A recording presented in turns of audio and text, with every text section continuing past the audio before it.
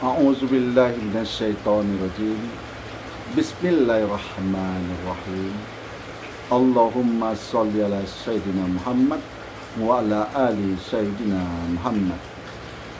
A'udzubillahi minasyaitonirrajim. Bismillahirrahmanirrahim. Rabbi sadri wa yassirli amri wahlul 'uqdatam min lisani yafqahu qawli. Assalamualaikum warahmatullahi wabarakatuh.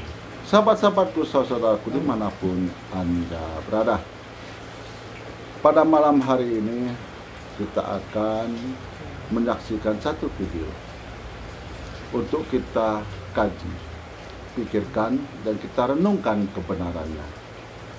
Nah, karena di video ini disebutkan apapun yang disembah itu adalah Allah, cuman kurang sempurna menyembahnya. Nah, kurang sempurna menyembahnya. Tidak usah itu agama lain, agama Islam, dia menyembah karena rezeki. Nah, menyembah karena rezeki. Ada temannya yang tak sholat, tapi rezekinya melimpah karena dia tidak butuh Allah. Ya kan, dia tak butuh Allah. Kenapa? Rezekinya melimpah. Yuk kita saksikan bersama-sama video berikut ini untuk kita pikirkan, dan kita renungkan. Jadi untuk kita pikirkan dan kita renungkan. Tidak ada yang disembah kecuali Allah. Apa aja yang disembah di alam semesta sebenarnya orang nyembah Allah. Tapi nyembahnya ada yang sempurna, ada yang tidak sempurna. Gak usah ke agama lain. Orang Islam aja nyembah Allah yang ada cuma bab rezeki doang. Jadi kalau sholat mintanya cuma rezeki. Berarti dia cuma nyembah Allah dalam satu hal, bab rezeki. Ada teman saya rezekinya lagi oke, terus gak sholat. Kenapa gak sholat? Jawabannya sederhana, gue lagi gak butuh Allah. Itu saya dengar langsung ya. Ada juga yang sudah doa dan dia merasa sudah doa dan gak dapet. Emang Allah siapanya dia, diatur-atur ya.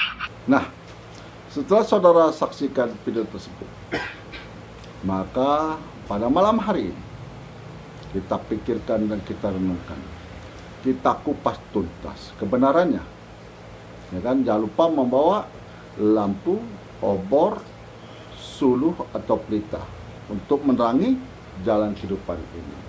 Kenapa saudara ingin ikut kajian saya? Karena saudara ingin masuk surganya Allah dan dijauhi daripada nerakanya Allah. Nah, untuk itu kita harus taklim, ya kan? Harus taklim dan betul-betul mengamalkan apa yang kita dengar, apa yang kita lihat, apa yang dia sampaikan. Jadi apa yang disampaikan itu betul-betul kita amalkan.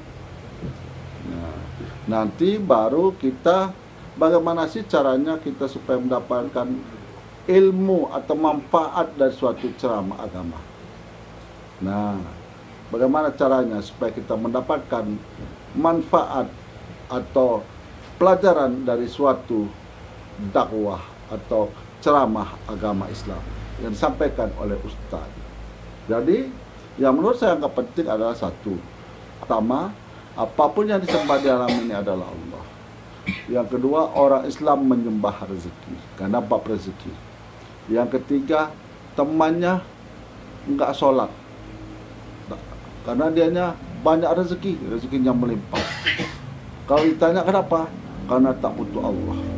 Nah, tak butuh Allah. Yang keempat, benarkah demikian? Nah, yuk kita kupas tuntas pada malam hari ini. Sahabat-sahabatku, saudaraku dimanapun Anda berada, disinilah yang disampaikan oleh Ali bin Abi Thalib. Jangan kau lihat siapa yang menyampaikan, tapi lihatlah apa yang dia sampaikan.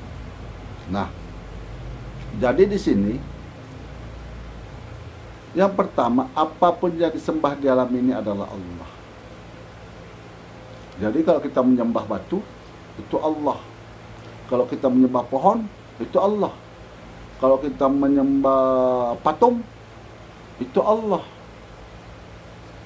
Kalau kita menyembah matahari, itu Allah. Jadi semakin tinggi ilmu seseorang, semakin kelihatan tidak mengerti agama Islam ini, tidak paham akan agama Islam ini, tidak paham akan dinnya Allah. Padahal Allah sudah mengatakan, Allah tidak ada yang bisa menyerupainya. Allah tidak ada yang serupa dengannya. Kau diserupakan dengan batu, diserupakan dengan angin, diserupakan apapun yang disembah di alam ini, hakikatnya adalah Allah. Meleset itu. Hati-hati. Setiap penceramah akan diminta pertanggungjawabannya. Saat kapan? Setelah meninggalkan dunia ini. Nah, yang kedua, ya kan? Jadi yang pertama tadi, Allah tidak bisa diserupai oleh siapapun, apapun. Apapun tidak bisa menyerupai Allah. Nah, yang kedua, umat Islam menyembah karena rezeki, karena bab rezeki. Ini harus kita bedakan dulu. Ya kan? Menyembah, yang kedua memohon rezeki. Dua hal yang berbeda. Jadi seseorang yang sholat itu dia menghadap kepada Allah, mengerjakan perintah Allah, tunduk kepada Allah, merendahkan diri kepada Allah. Setelah sholat, dia memohon rezeki, dimurahkan rezeki, didekatkan rezekinya. Jadi dua hal yang berbeda. Jadi bukan umat Islam ini, orang beragama Islam ini menyembah Allah karena rezeki, bukan. Jadi menyembah rezeki, bukan. Gitu. Jadi umat Islam ini menyembah atau sholat kepada Allah karena perintah taat. Taat kepada Allah, taat kepada Nabi kita, Rasul kita, Nabi Muhammad Sallallahu Alaihi Wasallam. Makanya umat Islam ini sholat. Nah. Yang ketiga, kawannya tidak sholat tapi banyak rezeki. Nah, dia tidak butuh Allah. Kalau tidak butuh Allah, yang punya Tuhan bernama Allah itu siapa? Orang beragama Islam. Yang bertuhan, Tuhannya hanya Allah. Selain itu, kafir, orang kafir, atau diperlunak dengan perkataan non-muslim. Padahal kata-kata kafir itu bukan kita. Kita hanya menyampaikan, Allah yang mengatakan kafir. Cuman karena kita katanya itu harus kita memperhalusnya, ada muktamar daripada para ulama, jadi dipakailah kata-kata non-muslim. Nah, jadi rezeki jadi orang kaya. Yang pertama itu bisa satu cobaan. Yang kedua itu bisa menjadi rahmat. Dan di sini kita harus tahu mana itu satu cobaan, mana itu satu rahmat. Kalau rezeki itu menambah kita menjadi taat kepada Allah, semakin taat kepada Allah, maka rezeki itu adalah rezeki yang dirahmati Allah, yang diridhai Allah. Tapi kalau rezeki itu yang melimpah kepada kita justru menjauhkan kita kepada Allah, maka itu adalah cobaan Allah, cobaan dari Allah. Apakah dia mau jadi orang yang taat atau tidak? Nah, jadi di sini benarlah kata Ali bin Abi Thalib radhiyallahu anhu, jangan engkau lihat siapa yang menyampaikan, tapi lihatlah apa yang dia sampaikan. Jadi sahabat-sahabatku, saudaraku dimanapun Anda berada, di akhir zaman ini kita harus berhati-hati. Karena banyaknya yang mencoba menggoncang keimanan umat Islam. Jadi tergantung saudara sendiri. Kapan saatnya saudara akan mengatakan sami'na wa ata'na? Kapan saudara katakan saya tidak mengatakan sami'na wa ata'na? Apabila saudara dengar itu adalah kebenaran. Bukan yang saudara dengar itu adalah pembenaran. Tapi benar, kebenaran yang hakiki datangnya dari Allah. Nah, jadi sahabat-sahabatku, saudaraku dimanapun Anda berada, mulailah detik ini membuka mindset, membuka pikiran untuk mencari jalan kebenaran. Seperti yang terdapat di dalam surah Al-Fatihah, ihdinas siratal mustaqim, jalan yang lurus, jalan yang engkau redhoi, bukan jalan orang-orang yang engkau sesatkan. Siratal ladzina an'amta 'alaihim. Nah, jadi di sini saudara-saudaraku, sahabat-sahabatku, apapun yang akan saudara yakini, yang ingin saudara ikuti, itu semua akan kembali kepada saudara. Karena yang akan mengalami kematian itu adalah saudara sendiri. Yang akan meninggalkan dunia ini adalah saudara sendiri. Yang akan dikubur ke dalam tanah itu adalah saudara sendiri. Yang akan ditulis batu nisan itu atas nama saudara sendiri.